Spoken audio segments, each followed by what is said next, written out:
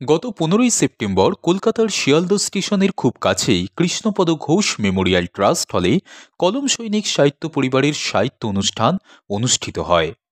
এদিনের অনুষ্ঠান মঞ্চ থেকে কলম সৈনিক সাহিত্য পরিবার 20টি বই প্রকাশ করে। পাশাপাশি কলম সৈনিক সাহিত্য পরিবারের পঞ্চম বর্ষের পঞ্চম সংখ্যা শারদীয়া অঙ্গীকার পত্রিকাটি প্রকাশ পায়।